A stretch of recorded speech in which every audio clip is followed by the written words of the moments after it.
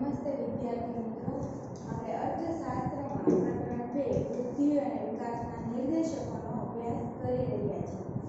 વૃદ્ધિ અને વિકાસના નિર્દેશકોમાં આપણે સૌપ્રથમ પ્રસ્તાવના જોઈ, ત્યાર પછી વૃદ્ધિનો ખ્યાલનો અભ્યાસ કર્યો, ત્યાર પછી વિકાસ એટલે શું એનો ખ્યાલ જોયો અને ત્યાર પછી હવે આપણે આર્થિક વિકાસની અલગ અલગ અર્થશાસ્ત્રીઓએ આપેલી વ્યાખ્યાઓનો અભ્યાસ કરવાનો છે. તો આગળ વધતા આપણે જોઈએ કે માઇકલ ટોડેરોએ આર્થિક વિકાસનો અર્થ આપેલો છે. આર્થિક વિકાસ એ બહુપરિમાણીય પ્રક્રિયા છે તેમ કહેલું છે માઇકલ ટોડેરોએ. એક માર્કમાં પૂછાય એટલે અંડરલાઈન કરી લેજો અને માર્ક પણ ત્યાં લખી નાખજો કે એક માર્કમાં પૂછાય. આર્થિક વિકાસ એ બહુપરિમાણીય પ્રક્રિયા છે એટલે બે રીતે તો કે આમાં પરિવર્તન આવે છે એમ કહી શકીએ. બે રીતે કઈ રીતે પરિવર્તન આવે છે તો કે એક તો પરિમાણાત્મક પરિવર્તન અને બીજું પરિવર્તન છે ગુણાત્મક પરિવર્તન. આમાં બે પ્રકારનું પરિવર્તન આવે છે તે માટે આર્થિક વિકાસને બહુપરિમાણીય પ્રક્રિયા કહેવાય છે. હવે અહીંયા પાછું આપણે યાદ કરી લઈએ, તમે અગાઉ જોઈ ચૂકેલા છો કે પરિમાણાત્મક પરિવર્તન એટલે શું. તો આર્થિક વિકાસમાં પરિમાણાત્મક પરિવર્તન એટલે જે વૃદ્ધિ જોવા મળે છે એ પરિમાણાત્મક પરિવર્તન છે. દેશની રાષ્ટ્રીય આવક વધે અથવા તો માથાદીઠ આવક વધે તો એ વિકાસની અંદર એક ભાગ કહેવાય છે, એવું પરિવર્તન આવતું હોય છે. એ સિવાય તો કે ગુણાત્મક પરિવર્તન પણ જોવા મળે છે. ગુણાત્મક પરિવર્તન એટલે શું તો કે દેશમાં શિક્ષણનું પ્રમાણ વધે, આરોગ્યનું પ્રમાણ એમાં સુધારો થાય, મકાનની વ્યવસ્થા જે ઓછી હોય વસ્તી પ્રમાણે તો એ વધે, વાહન વ્યવહાર વધે, સંદેશા વ્યવહારનો વિકાસ થાય. તો આવા જે પરિવર્તનો છે, લોકોની વિચારસરણી બદલાય, સંસ્થાકીય પરિવર્તન આવે એટલે કે કામ કરવાની પદ્ધતિ છે, જે કાંઈ કાયદાઓ છે એમાં પરિવર્તન આવે. તો આ બે પ્રકારનું પરિવર્તન અહીં જોવા મળે છે. તેથી બહુપરિમાણીય પ્રક્રિયા કહેવાય છે અને એટલા માટે તે આર્થિક વિકાસ તરીકે ઓળખાય છે. ત્યાર પછી આપણે જોઈએ જીએમ મેયરે આર્થિક વિકાસનો અર્થ શું આપેલો છે. જીએમ મેયરના મતે તો કે આર્થિક વિકાસ એવી પ્રક્રિયા છે કે જેમાં ગરીબી રેખા હેઠળની વસ્તીમાં તો કે વધારો થતો નથી. એટલે આમાં અલગ અલગ બાબતોનો સમાવેશ કર્યો છે. એમાં પહેલી બાબત એ છે કે ગરીબી રેખા નીચેની વસ્તીમાં વધારો થતો નથી. એટલે કુલ વસ્તી જેટલી હોય એટલી એમાં ગરીબી પણ જેટલી છે એટલી, પણ દાખલા તરીકે 20% ગરીબીનું પ્રમાણ છે તે 20%થી વધતી નથી. તો એક તો પરિવર્તન આવું જોવા મળે છે. ત્યાર પછી બીજું પરિવર્તન એવું છે, બાબત એવી છે કે આવકની વહેંચણી છે વધુ અસમાનતા ધારણ કરતી નથી. એટલે કુલ વસ્તીમાં અમુક વસ્તી ગરીબ વર્ગમાં આવે છે જ્યારે અમુક વસ્તી ધનિક વર્ગમાં આવે છે અને આ બંનેની આવકનો તફાવત એ જ અસમાનતા કહેવાય છે.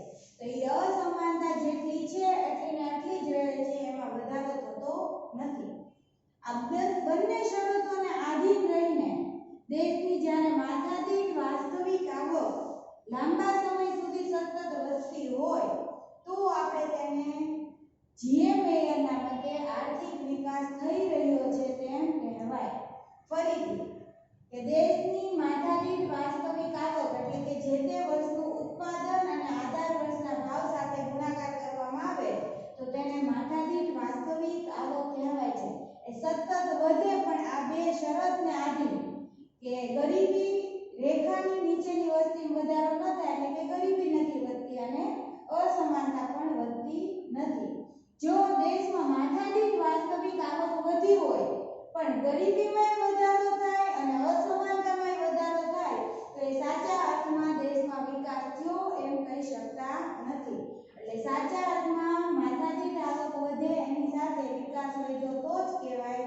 જો ગરીબી અને અસમાનતા એ બધું સમસ્યા ઊભી થાય નહીં. ત્યાર પછી આપણે જોઈએ મેકલબના મતે આર્થિક વિકાસ એટલે શું.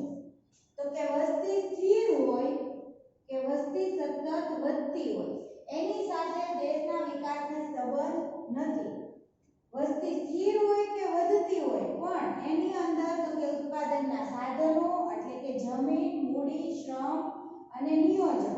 અને તેની તો કે ઉત્પાદન કરવાની જે રીત છે એમાં તો કે એવું પરિવર્તન આવે, એની રીતમાં તો કે એવું પરિવર્તન આવે કે જેને લીધે માથાદીઠ આવકમાં સતત વધારો થતો હોય અને એને કારણે લોકોનું જીવન ધોરણ છે એ ઊંચું જતું હોય તો તેને દેશનો આર્થિક વિકાસ થઈ રહ્યો છે તેમ કહેવાય. ફરીથી વસ્તી વધે છે કે વસ્તી સ્થિર હોય, પણ એ ઉત્પાદનના સાધનોની અને એને વાપરવાની રીતમાં એવું પરિવર્તન આવે છે કે રીતમાં ફેરફાર એવો જન્માવે છે, એવી પ્રક્રિયા થાય છે કે જેના કારણે માથાદીઠ આવકમાં સતત વધારો થાય. એટલે ટેકનોલોજીમાં પરિવર્તન આવે, કામ કરવાની રીત બદલાય. દાખલા તરીકે 3 ક્ષેત્ર હોય છે જેમાં ઉત્પાદનના સાધનો વપરાતા હોય કે અલગ અલગ પદ્ધતિ વપરાતી હોય. તો એ તમને ખ્યાલ જ છે. એક તો કૃષિ ક્ષેત્ર છે, બીજું તો કે ઉદ્યોગ ક્ષેત્ર છે અને ત્રીજું તો કે સેવા ક્ષેત્ર છે. હવે આપણે એક્ઝામ્પલ તરીકે તો કે કૃષિ ક્ષેત્રની વાત કરીએ તો કે એમાં પહેલા 1951 થી તો કે સાધનો છે, શ્રમિકો છે એનું ભારણ વધુ રહેલું છે. તો ધીરે ધીરે એમાંથી શ્રમિકો ઓછા થતા જાય અને ઉદ્યોગ સેવામાં તો કે શ્રમિકો ખસેડાતા જાય, એટલે એમાં રોજગારી વધુ મળતી જાય. એટલે અહીં સમસ્યા એક દૂર થશે કે કૃષિ ક્ષેત્રે જે પ્રચંડ બેકારી જોવા મળે એ ઘટતી જશે અને બીજી બાજુ તો કે ઉદ્યોગ અને સેવા ક્ષેત્રમાં સાધનો વધશે. એટલે આનાથી એવું બનશે કે અહીંયા જે માથાદીઠ આવક ઓછી જોવા મળતી હતી એ હવે વધી શકે અને ઉદ્યોગ સેવા ક્ષેત્રમાં જે ઉત્પાદન થતું હોય એ પણ વધી શકે છે.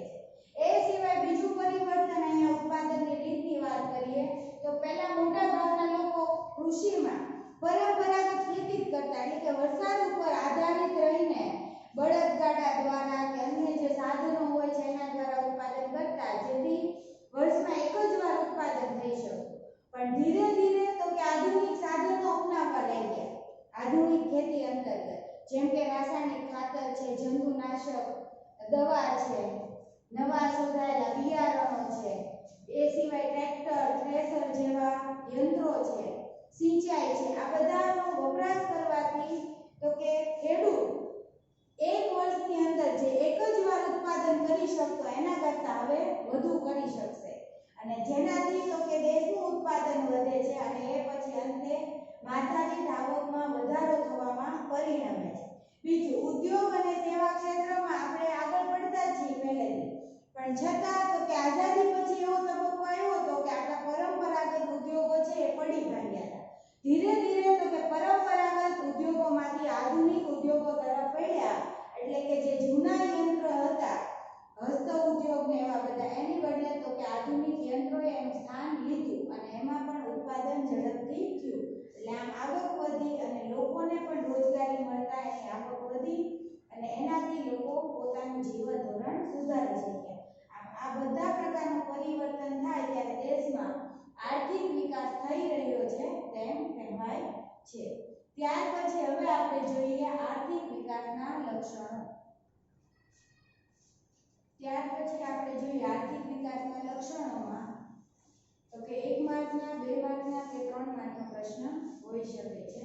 1 માર્કમાં બીએસક્યુ કે એમસીક્યુ સ્વરૂપે હોઈ શકે. 2 માર્કમાં કોઈ પણ એક લક્ષણ સમજાવવાનું તમને પૂછ્યું હોય અથવા 2 માર્કમાં લક્ષણો પૂછાય તો માત્ર આમાં 7 જેટલા લક્ષણો છે એના મુખ્ય મુદ્દાઓ લખવાના રહે.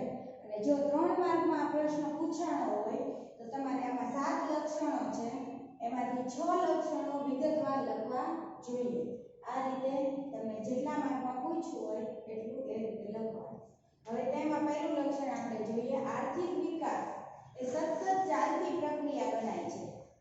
કઈ રીતે સતત ચાલતી પ્રક્રિયા? હવે આપણે વૃદ્ધિ સાથે તુલના કરીએ તો વૃદ્ધિ કોઈ ચોક્કસ સમયગાળામાં, એક દિવસમાં, 5 દિવસમાં કે એક મહિનામાં, એક વર્ષમાં કોઈ ચોક્કસ એની મુદત પૂરી થાય એટલે તમે એને માપી શકો છો, કારણ કે પ્રક્રિયા પૂરી થઈ ગઈ છે, ઘટના છે.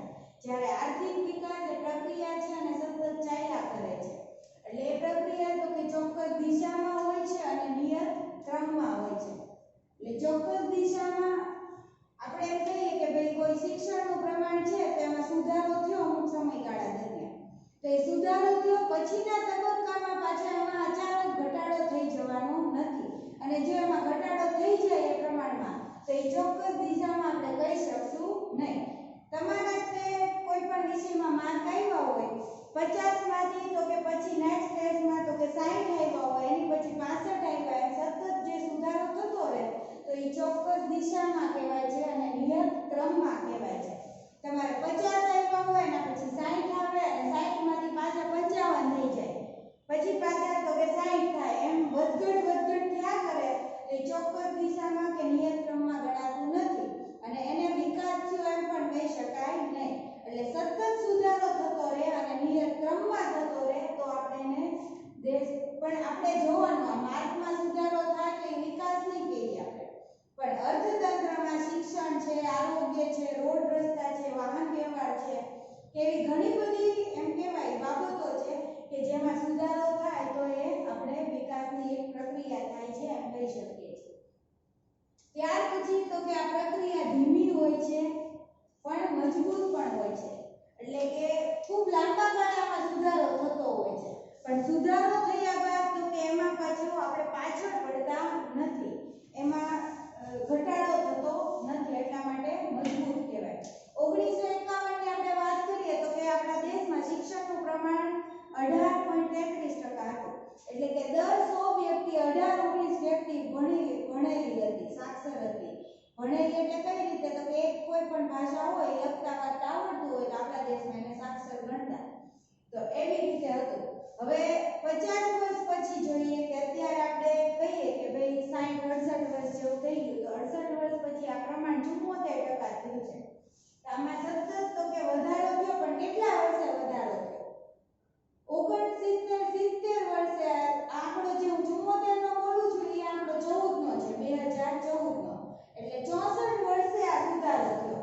એટલે એને શું કહેશું આપણે, આ ધીમે ધીમે વધારો થયો છે. પણ હવે તો કે 74% થઈ ગયું છે સુધારો, તો 74% માંથી હવે 60%, 65% થવાની કોઈ આશંકા છે નહીં. એટલે જે કાંઈ આપણા દેશમાં વાહન વ્યવહાર છે, સંદેશા વ્યવહાર છે, શિક્ષણ છે કે આપણે મેડિકલ ક્ષેત્રે વાત કરીએ તો બધામાં જે કાંઈ સુધારો થયો એમાં હજી વધુ નવીન આવી શકે છે, પ્રગતિ થઈ શકે છે, પણ એમાં ઘટાડો થતો નથી. એટલે આ વિકાસ જે કાંઈ થયો હોય એ ધીમો તો થાય છે પણ સાથે મજબૂત હોય છે. ત્યાર પછી આપણે જોઈએ કે કોઈ પણ દેશમાં આ પ્રક્રિયા શરૂ કરવાનું કામ તો કે સરળ છે પણ એને જાળવી રાખવાનું કામ તો કે મુશ્કેલ હોય છે. એટલે આર્થિક વિકાસની અંદર કેટલા બધા પાસાઓ આવે છે, કેટલા બધા પાસાઓમાં અમુક લખું હું અહીંયા કે ગરીબી, બેકારી, સાક્ષરતા, વાહન વ્યવહાર, સંદેશા વ્યવહાર, વીજળી, એ સિવાય ખેતી ક્ષેત્રે આપણે સિંચાઈ જોઈએ તો એ સિવાય સિંચાઈ સિવાય તો કે સુધારેલા બિયારણ છે, રાસાયણિક ખાતર છે, યંત્રો છે. વાહન વ્યવહારમાં તો કે અલગ અલગ 5 પ્રકારનો વાહન વ્યવહાર થાય છે, તો એમાં સાધનો આવે જેમ કે આપણે માર્ગ પરિવહન, જળ વ્યવહાર, હવાઈ વ્યવહાર, રેલવે છે, પાઇપલાઇન છે, આ બધા 5 પ્રકારના વાહન વ્યવહાર છે. સંદેશા વ્યવહારની વાત કરીએ તો કે તાર ટપાલ છે, ટેલિફોન છે, પછી તો કે મોબાઈલનો યુગ આવ્યો, ઇન્ટરનેટનો યુગ આવ્યો. તો પહેલાથી લઈને અત્યાર સુધીમાં જે આપણે પ્રગતિ કરી હોય એ બધું આવે. તો એ બધું કામ શરૂ તો થઈ ગયું હોય પણ સતત તો કે એમાં વધારો કરતા રહેવું અને દેશના લોકો એનો લાભ લેતા રહે અને એનાથી એને ફાયદો થાય, લાભ મળે, તો એ બધું કામ જાળવી રાખવાનું મુશ્કેલ હોય. એ સિવાય તમને એક એક્ઝામ્પલ આપું કે કોઈ પણ વ્યક્તિ છે બિઝનેસ શરૂ કરવો હોય, કંઈ પણ વ્યવસાય શરૂ કરવો હોય તો એને અમુક સાધનો એમાં રોકવા પડે, ખાસ તો પહેલા મૂડી રોકાણ કરવું પડે. હવે 5 લાખનું 10 લાખનું મૂડી રોકાણ કરીને કોઈ એક બિઝનેસ શરૂ કરી નાખ્યો તો એ તો થઈ જશે શરૂ, પણ પછી તો કે એને 1 વર્ષમાં સારો એવો નફો થયો. હવે એ જેટલો નફો થયો હોય એ બીજા વર્ષે, ત્રીજા વર્ષે એમને નફો જાળવી રાખવો તો કે ખૂબ અઘરું હોય, કારણ કે એના માટે સતત એને જે અર્થતંત્રમાં નવીન બધું આવતું રહેતું હોય છે, તો એ બધું પરિવર્તન સ્વીકારવું પડે, એની સાથે ચાલવું પડે, એને સ્વીકારશે તો જ એ નફો કરી શકશે. એટલે જો એનું મેનેજમેન્ટ સારું હશે, એ જે કાંઈ અર્થતંત્રમાં નવીનતા આવેલી હોય એને સ્વીકારતા થશે તો જ એ બજારમાં ટકી શકશે. એટલે એવી જ રીતે અર્થતંત્રમાં તો કે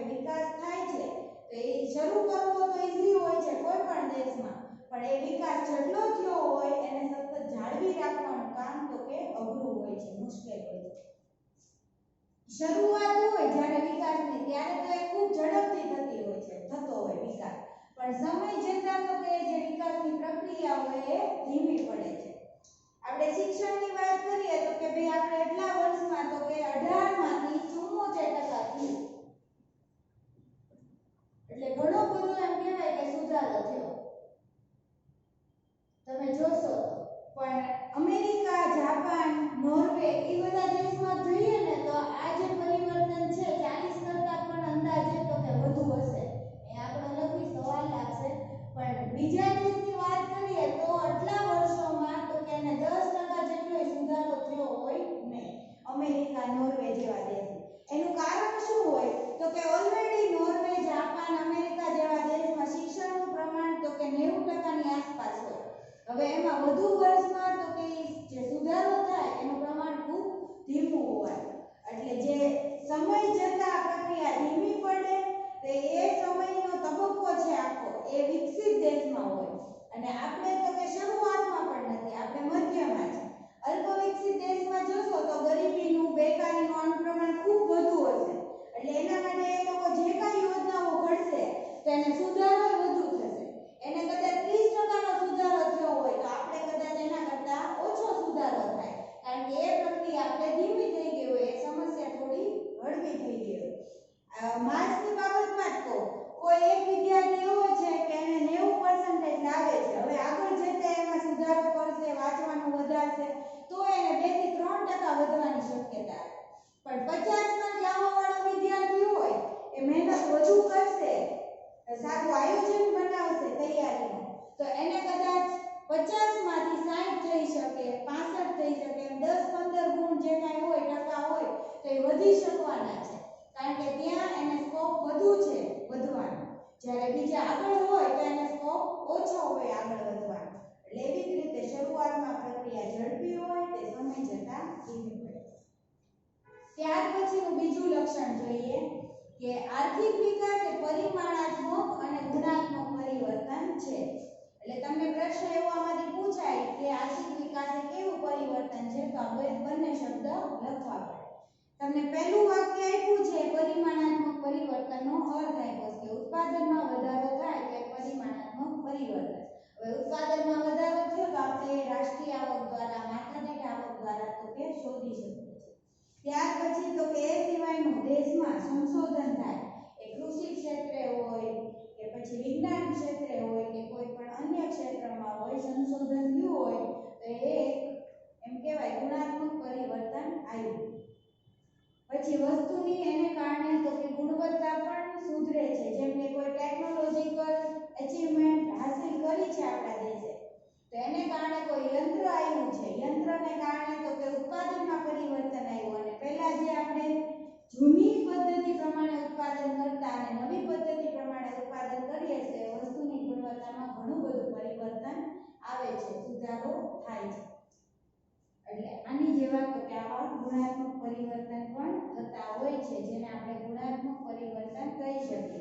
પણ ગુણાત્મક પરિવર્તનનો અર્થ તમારે માત્ર બીજું વાક્ય છે નહીં લખવાનું, તમે પરિમાણાત્મક પરિવર્તનના અર્થમાં પહેલું વાક્ય લખી શકો છો, પણ ગુણાત્મક પરિવર્તનમાં આ બીજું વાક્ય લખવાનું નહીં. તમારે આ બંનેના અર્થ વ્યવસ્થિત જોવા હોય તો આ ચેપ્ટર જે પૂરું થાય પછી પારિભાષિક શબ્દો આપેલા છે અને એમાં અલગ અલગ શબ્દોની વ્યાખ્યા આપેલી છે, તો એ વ્યાખ્યામાંથી અર્થ જોઈને તમારે લખવાનો રહે તો તમને પૂરા ગુણ મળી શકે. એટલે આમ અર્થતંત્રમાં જે કાંઈ સુધારા વધારા થતા હોય, અહીંયા જે કાંઈ લખ્યું મેં એમાંથી કે સિવાયનું અસંખ્ય બધી બાબતો ઘટકો આવે છે, તો એ ગુણાત્મક પરિવર્તન અંતર્ગત આવતું હોય છે. ત્યાર પછી તો કે આ બે પ્રકારના પરિવર્તન છે, એમાંથી તો કે પરિમાણાત્મક પરિવર્તન તો એક જ છે કે આવક વધે દેશની, બાકી જેટલા પરિવર્તનો અસંખ્ય આવે છે એ બધા ગુણાત્મક હોય છે. એટલા માટે આપણે કહી શકીએ કે ગુણાત્મક પરિવર્તનો એ પરિમાણાત્મક પરિવર્તન કરતાં વધુ જોવા મળે છે. હવે ત્યાર પછી આપણે ત્રીજું લક્ષણ જોઈએ. ત્યાર પછી આપણે ત્રીજું લક્ષણ જોઈએ કે માંગમાં પરિવર્તન આવે છે. એટલે વિકાસ થાય ત્યારે કુલ જે ચીજ વસ્તુઓ છે અને સેવાઓ છે એની જે દેશની વસ્તી દ્વારા માંગ થતી હોય છે તે માંગમાં પરિવર્તન આવે છે. પહેલા તો જે કુલ ચીજ વસ્તુઓ છે એમાં 3 પ્રકારની વસ્તુઓ અને સેવાની માંગ હોય છે. એક તો પ્રાથમિક ચીજ વસ્તુઓની માંગ, ત્યાર પછી બીજું હોય છે સુખ સગવડની વસ્તુઓની માંગ અને ત્રીજું હોય છે મોજ શોખની વસ્તુઓની માંગ.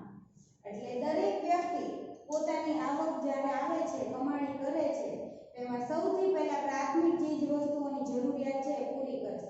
અને તમને લોકોને ખ્યાલ જ છે કે પ્રાથમિક ચીજ વસ્તુઓ એટલે કઈ અથવા જરૂરિયાતો કઈ, તો કે એક તો રહેઠાણની આવે, કપડાની, ખોરાકની, પછી તો કે રહેઠાણ તો છે પણ ઘરમાં તો કે આપણે લાઇટની સગવડ જોઈએ છીએ એ પણ પ્રાથમિકમાં આપણે ગણીએ છીએ.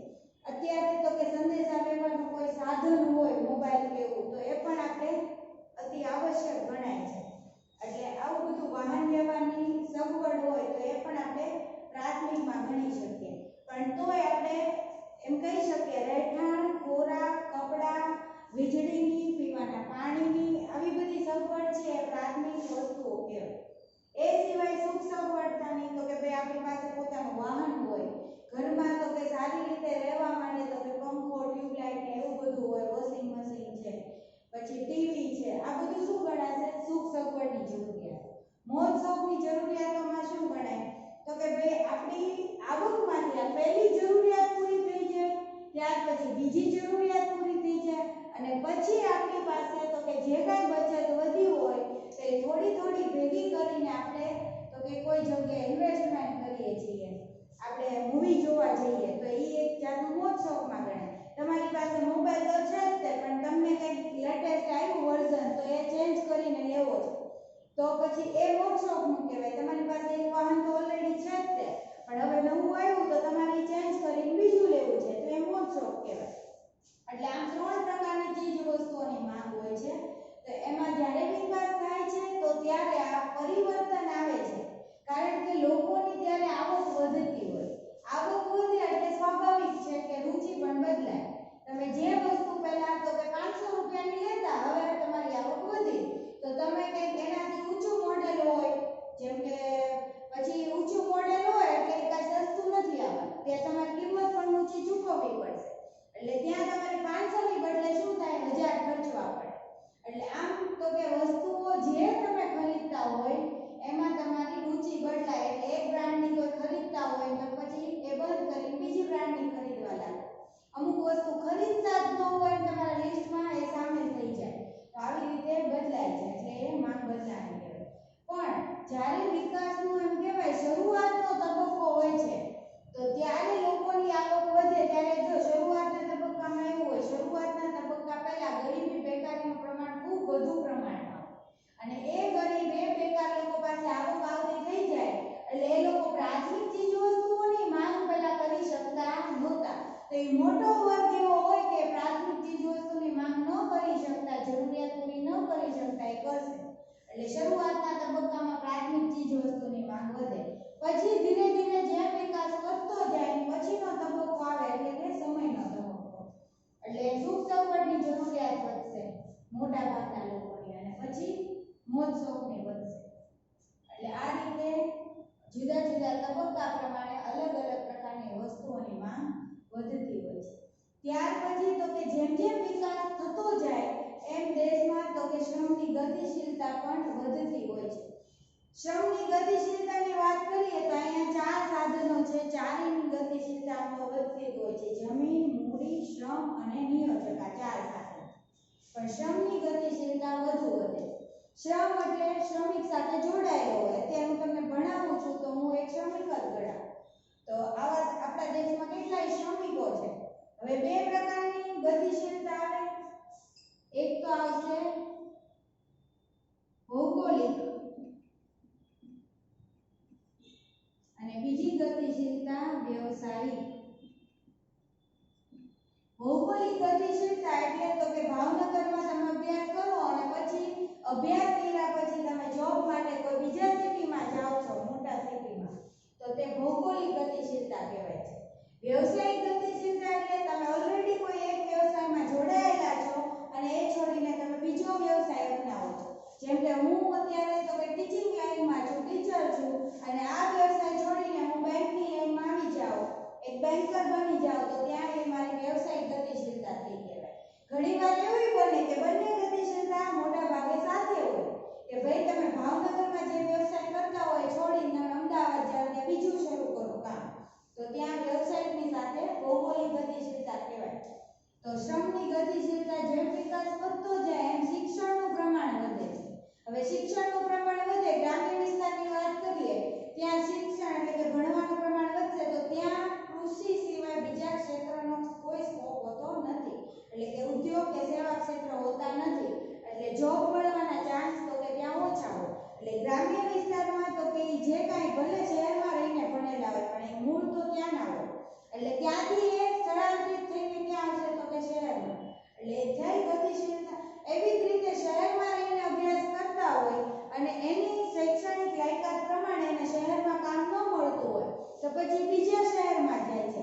એવી જ રીતે કોઈ મોટું શહેર હોય કે અન્ય કોઈ નાનું શહેર, સારું એવું ભણ્યા છે પણ એની તુલનામાં એના પ્રમાણે એને સારું આવક સેલરી એવું મળતું નથી, આગળ વધવાની તક નથી, તો એ પોતાનું શહેર છોડીને પોતાનું રાજ્ય છોડીને બીજા રાજ્ય કે બીજા દેશમાં જતા હોય છે. તો આમ જેમ જેમ તમે જોશો દેશમાં આપણે વિકાસ વધતો ગયો છે એમ બીજા દેશમાં જવાવાળાનું પ્રમાણ વધતું ગયું છે, બીજા રાજ્યમાં જનાર લોકોનું પ્રમાણ પણ વધ્યું છે, કારણ કે કંઈક ત્યાં આવક વધે છે, સારી કામ કરવાની તક મળતી હોય છે. આમ શિક્ષણ વધતા શ્રમની ગતિશીલતા વધે છે. ત્યાર પછી તો કે પાંચમું છે મૂડી સર્જનમાં વધારો થાય છે. કઈ રીતે મૂડી સર્જનમાં વધારો થાય તો કે જ્યારે દેશનો વિકાસ થતો હોય ત્યારે તો કે લોકોની આવક વધતી હોય છે. આવક વધે એટલે સ્વાભાવિક છે કે તમારી કે મારી આવક વધશે એટલે આપણે જે ખરીદી કરતા હોય એ વધુ કરશું, એટલે એ શું વધ્યું કહેવાય? માંગ વધે. તો આવક વધવાની સાથે પછી માંગ વધે. હવે માંગ વધે જ્યારે બજારમાં, એટલે એ વસ્તુની કિંમત ઊંચી જતી હોય છે, એ વસ્તુના વેચાણથી વેપારીઓને નફો સારો એવો મળતો હોય છે, એટલા માટે એ લોકો પુરવઠો વધુ મૂકવા પ્રયત્ન કરશે. પુરવઠો વધારવો હોય તો એમને ન વધે, એના માટે ઉત્પાદન પહેલા વધુ કરવું પડે, એટલે સાથે સાથે તો કે ઉત્પાદન વધે છે. હવે ઉત્પાદકો આપણા અર્થતંત્રમાં જેટલા છે, નિયોજકો છે, અલગ અલગ જે કાંઈ હોય, ખેડૂત હોય, ઉદ્યોગપતિ હોય, કોઈ પણ કે સારી સંસ્થા લઈને બેઠા હોય, તો એ ઉત્પાદન વધારે છે તો પછી ત્યાં એને મૂડી રોકાણ વધુ કરવું પડે છે. કારણ કે વગર મૂડી રોકાણે ઉત્પાદન વધી શકે નહીં, એટલે મૂડી રોકાણ તો કે વધુ કરવા માટે તો કે એના માટે એ બેંક પાસે જશે. બેંક તો કે આવી રીતે જ્યારે લોન આપવાનું પ્રમાણ એની પાસે તો કે વધી જાય, એટલે કે લોન આપવાની તક વધુ છે, જ્યારે એની પાસે નાણું ઓછું હોય તો ત્યાં બેંકે તે જે નાણું છે આપણે બેંકમાં મૂકીએ FD સ્વરૂપે કે કોઈ પણ સ્વરૂપે, તો એના બદલામાં જે વ્યાજ આપે છે એના દર પણ વધારી દે છે. એટલે આપણે શું કરશું તો કે વ્યાજના દર ઊંચા જતા જોઈને આપણે આપણી જે કંઈ બચતો છે એ તો કે બેંકમાં મૂકવાનો પ્રયત્ન કરશું. એટલે આપણી પાસે આવક આવે ને તો આપણી પાસે બે સ્ત્રોત હોય, એક તો બજારમાં વસ્તુ સેવાની ખરીદી કરીને ખર્ચ કરી નાખો અને એક ભાગ તો કે આપણે બચત સ્વરૂપે રાખો. જો આપણને વળતર બચત કરવાથી બેંકમાં મૂકવાથી વધુ મળતું હોય તો આપણે ત્યાં વધુ મૂકશું. એટલે આમ તો કે મૂડી સર્જન વધુ થાય છે, મૂડી રોકાણનું પ્રમાણ વધે છે. હવે બેંક તો કે અલગ અલગ સાહસિકોને તો કે લોન સ્વરૂપે નાણું આપવા તૈયાર થશે, એટલે જે લોકો આપણા દેશમાં નિયોજકો એવા છે કે મૂડી રોકાણની ક્ષમતા ધરાવતા નથી, પોતાની પાસે બચતો છે નહીં, તો એને બેંક આ રીતે મદદ કરે અથવા સરકાર મદદ કરે તો એ પોતાનું સાહસ લઈને આગળ આવશે, નવી વસ્તુનું સર્જન કરશે. એટલે એવી રીતે તો કે દેશની વસ્તીને પણ નવી વસ્તુ વાપરવાનો લાભ મળતો હોય છે. ત્યાર પછી છઠ્ઠું છે કે ટેકનોલોજીમાં પણ પરિવર્તન જોવા મળતું હોય છે વિકાસની સાથે સાથે. એટલે ટેકનોલોજીમાં કઈ રીતનું પરિવર્તન તો કે પરંપરાગત જે કાંઈ પદ્ધતિ છે, પરંપરાગત સાધનો છે, ધીરે ધીરે તો કે ઉદ્યોગ સેવા અને અને આધુનિક જે કાંઈ યંત્રો હોય છે, પદ્ધતિ હોય છે, એ લોકો વધુ અપનાવતા જાય છે, વધુ ઉત્પાદન કરવા, વધુ આવક મેળવવા માટે. તો અહીંયા તમને એક્ઝામ્પલ આપેલું છે કે પહેલાના સમયમાં અગ્નિ અને પાણી ઉપર આધારિત ટેકનોલોજી વધુ વાપરતા, એટલે પાણીનો વ્યય વધુ થતો અને અગ્નિ ઉત્પન્ન કરવા માટે પણ કોલસાની વધુ જરૂર રહેતી. પણ ધીરે ધીરે આના ઉપર જે આધારિત ટેકનોલોજી હતી એ ઘટતી ગઈ અને ત્યાર પછી અત્યારની તો કે મોટાભાગની ટેકનોલોજી કોલસા લોખંડ ઉપર આધારિત.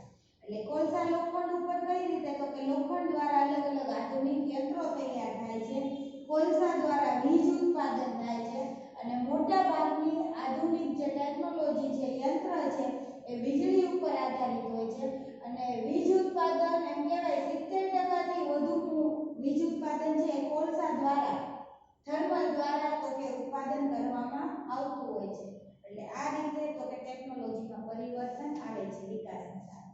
ત્યાર પછી છેલ્લું છે, આ છેલ્લું જે મુખ્ય મુદ્દો છે એમાં કોઈ ડિટેલ છે નહીં. સાતમું છે કે અમુક તબક્કા બાદ વિકાસની પ્રક્રિયા એ સ્વયંભૂ હોય છે. અહીં શબ્દ તમારી માટે કદાચ નવો હોય. સ્વયંભૂ એટલે શું? તો કે આપોઆપ જે પરિવર્તન થાય છે તેને આપણે સ્વયંભૂ પ્રક્રિયા કહીએ છીએ. તો અમુક તબક્કો એટલે શું? તો કે વિકાસમાં જે તમને અગાઉ શરૂઆતનો, ત્યારબાદનો એવો એક છેલ્લો અંતિમ તબક્કો આવે કે જેને ત્યાં એમ કહેવાય કે વિકાસની પ્રક્રિયા સ્વયંભૂ હોય. જે અમેરિકા, નોર્વે જેવા દેશો છે, કોરિયા છે, જાપાન છે, તો એ ત્યાં એ તબક્કો આવી ગયો હોય કે ત્યાં પ્રક્રિયા જે કાંઈ હોય એ સ્વયંભૂ થતી હોય. એટલે આપણે એ તબક્કો નથી આવ્યો.